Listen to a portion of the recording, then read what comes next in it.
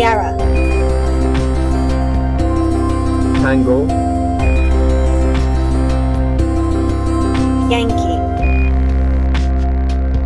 X-ray.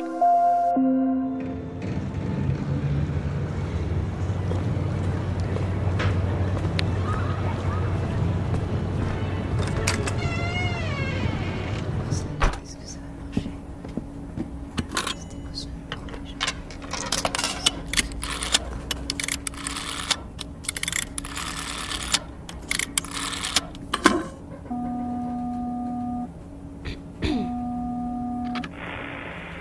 Allô? Allô? Allô? Célia? C'est moi. Esther?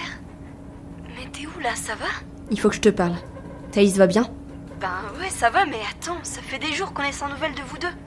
J'ai appelé l'ambassade, je pensais que vous étiez fait enlever, que t'avais eu un accident. T'es où là? Écoute-moi, j'ai beaucoup de choses à te dire et on n'a pas beaucoup de temps. Mais est-ce que ça va? Je pars en voyage. Avec Jo, on a séparé nos routes. Mais c'est définitif. Oui, c'est définitif. Je suis désolée. C'est pas trop dur? Célia, écoute-moi. Je pars pour longtemps. Je n'ai pas de date de retour à te donner. C'est peut-être même la dernière fois qu'on se parle. Mais... Et Thaïs?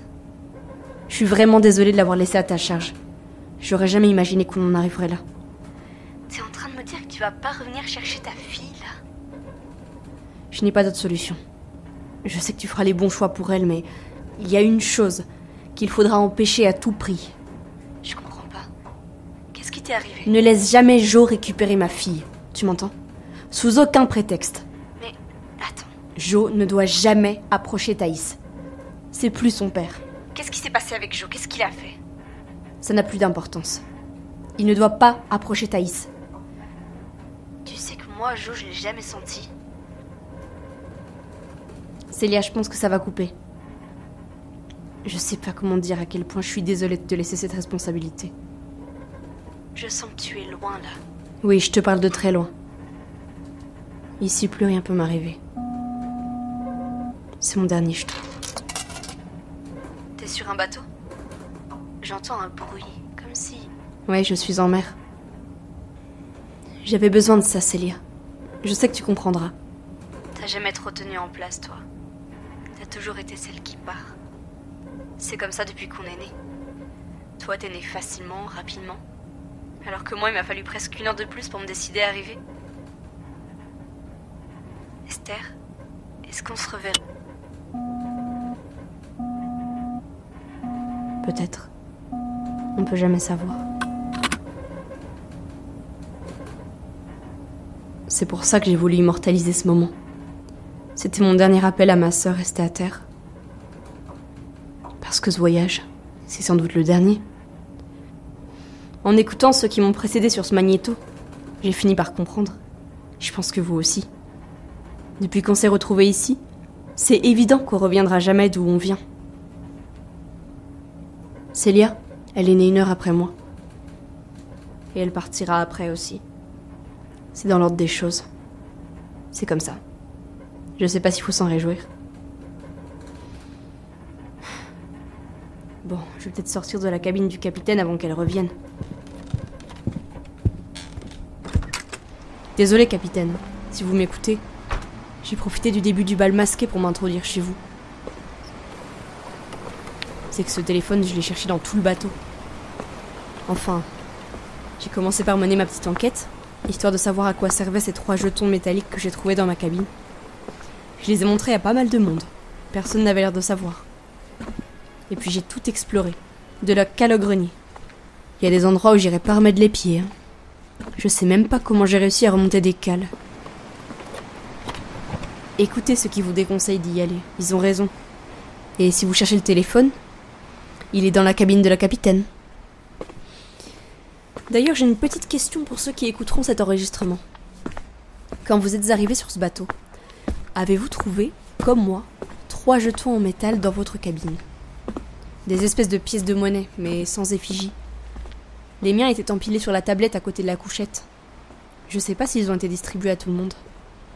Enfin, si c'était le cas, quelqu'un en aurait déjà parlé sur cette cassette. J'ai peut-être été choisie pour les recevoir. Ces jetons, c'était le prix d'une communication sur le téléphone du bateau, comme dans les cabines téléphoniques à l'ancienne. Au début, je leur ai pas donné beaucoup d'importance, mais je me disais bien que ça devait servir à quelque chose quand même. Un truc vintage, genre jukebox ou machine à sous. Enfin, j'ai fini par trouver.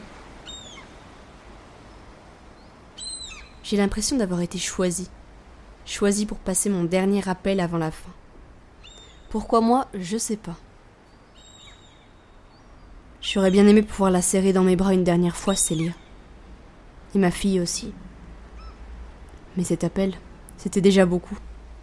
C'est miraculeux en fait. Un appel de l'au-delà. Enfin, maintenant je sens que j'ai fait ce que j'avais à faire. Même si je lui ai pas tout dit à Célia.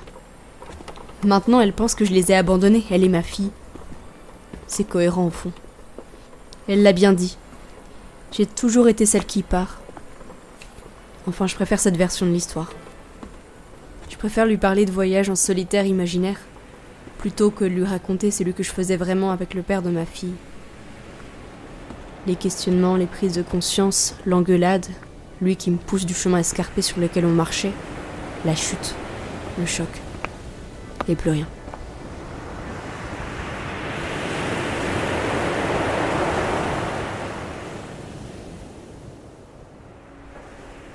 Tout ça, elle n'a pas besoin de l'entendre, ma sœur. Avant le choc, je me souviens d'absolument tout. Ça fera juste une histoire glauque de plus à enregistrer sur son magnéto. C'est pour la postérité.